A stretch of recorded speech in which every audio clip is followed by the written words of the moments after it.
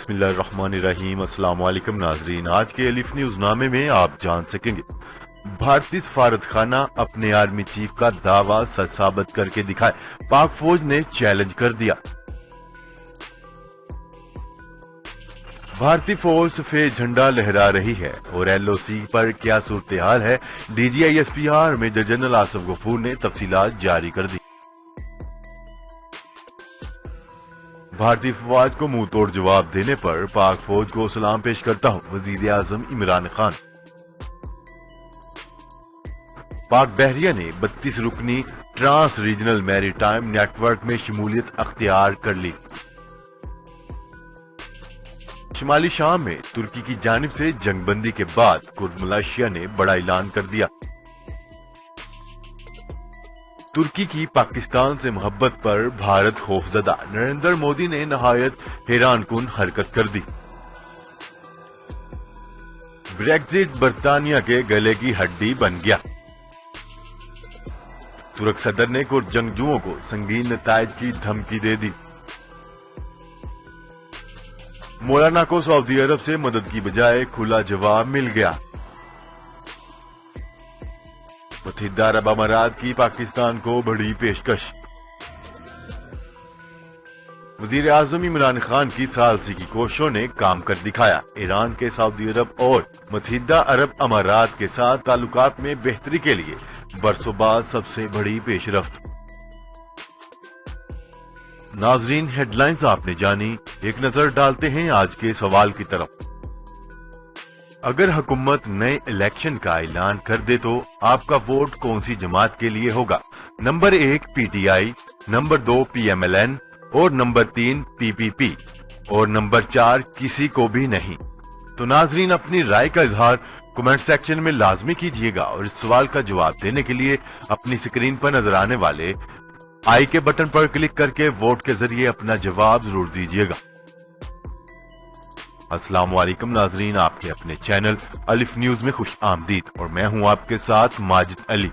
दुनिया भर की खबरों से बाखबर रहने के लिए अलिफ न्यूज को सब्सक्राइब कर लें और बेल आइकन को क्लिक करना ना भूलिएगा। नाजरीन, हेडलाइंस आपने जानी, अब बढ़ते हैं खबरों की तफसीलात की तरफ। DGISPR major general Asif Ghafoor ने कहा है कि भारतीय आर्मी चीफ बहुत अहम ओहदे पर हैं।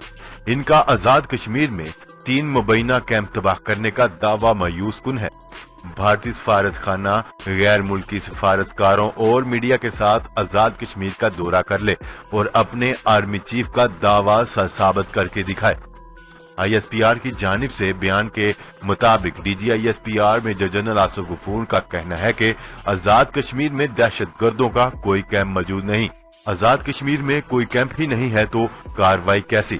उन्होंने कहा है कि भारतीय फौज का 3 मुबैना कैंप तबाह करने का दावा मायूस कुन है। भारतीय आर्मी चीफ बहुत अहम ओहदे पर हैं। इनका कहना था कि भारतीय सफारत खाना गैर मुल्की सफारतकारों और मीडिया के साथ आजाद कश्मीर का दौरा कर ले और अपने आर्मी चीफ का दावा सच साबित करके दिखाए।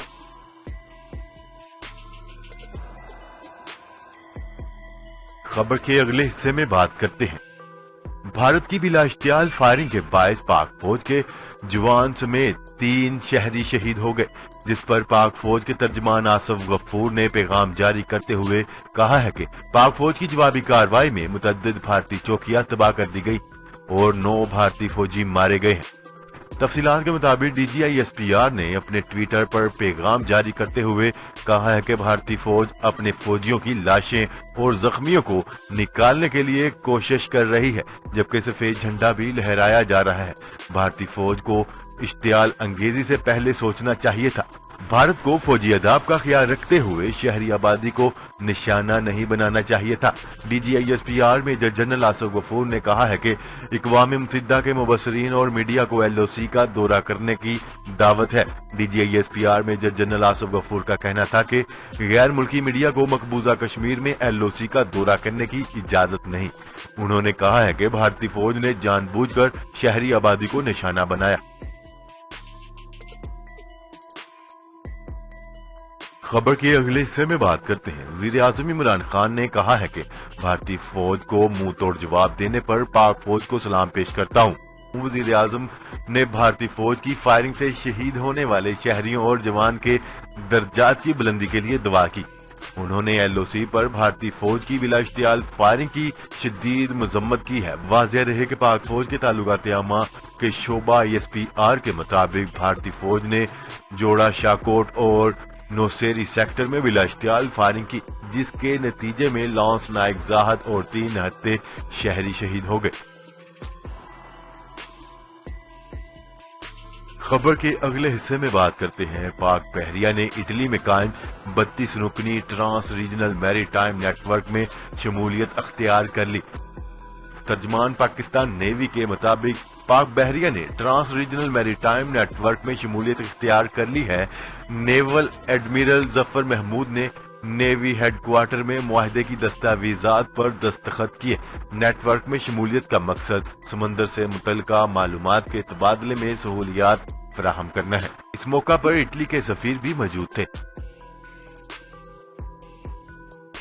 خبر کے اگلے حصے میں بات کرتے ہیں۔ ترکی کی جانب سے شمالی شام میں جنگ بندی کے بعد کرد ملیشیا علاقہ خالی کرنے پر رضامند ہو گئی۔ SDF کے ایک سینئر رہنما کا کہنا ہے کہ کرد ملیشیا کے اہلکار شمالی شام کے سرحدی علاقے سے اتوار تک نکل جائیں گے۔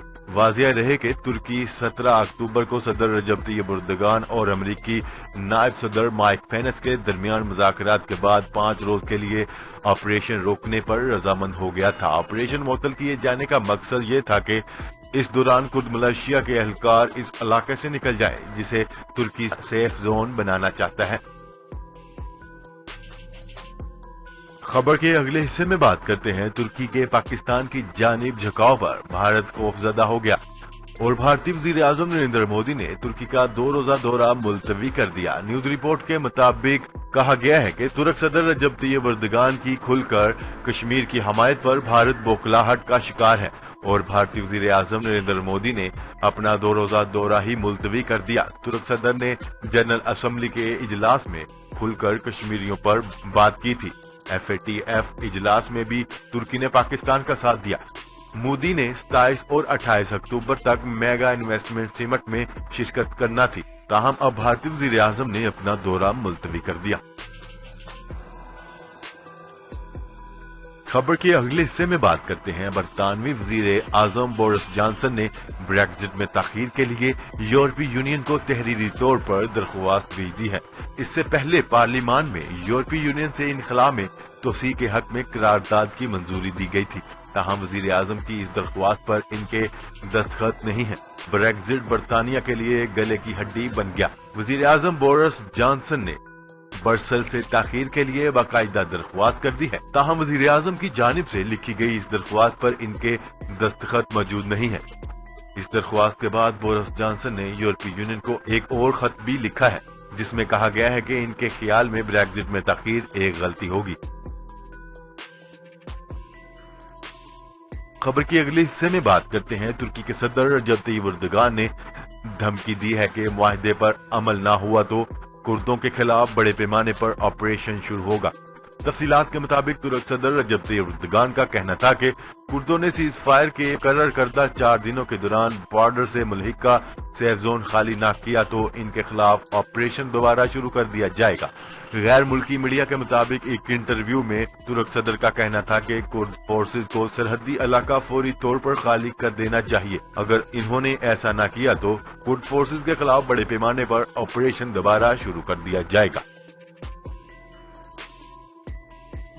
خبر کے اگلے حصے میں بات کرتے ہیں۔ عمران خان اور سعودی ولی عہد ایک پیج پر ہیں۔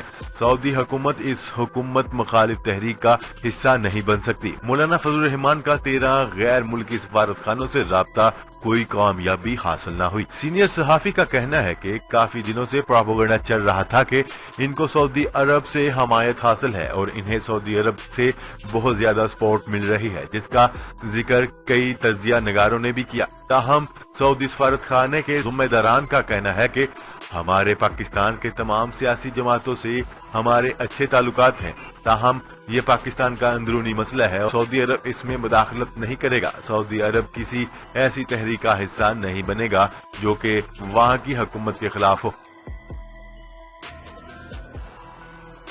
خبر کے اگلے حصے میں بات کرتے ہیں متحدہ عرب امارات نے پاکستان کو بڑی پیشکش کر دی ہے۔ تفصیلات کے مطابق یو اے ای نے پاکستان سے افرادی قوت کا ڈیٹا بیس جوڑنے کا فیصلہ کیا ہے۔ متحدہ عرب امارات نے پاکستان کو دبئی کی لیبر مارکیٹ کے ڈیجیٹل ڈیٹا بیس تک رسائی دینے کی پیشکش کی ہے۔ یہ پیشکش دبئی میں ہونے والے 5ویں وزارتی سیشن میں کی گئی۔ پاکستانیوں کے لیے نوکریوں میں اضافے پر 3 سالہ منصوبہ تیار کرنے پر اتفاق کیا گیا ہے۔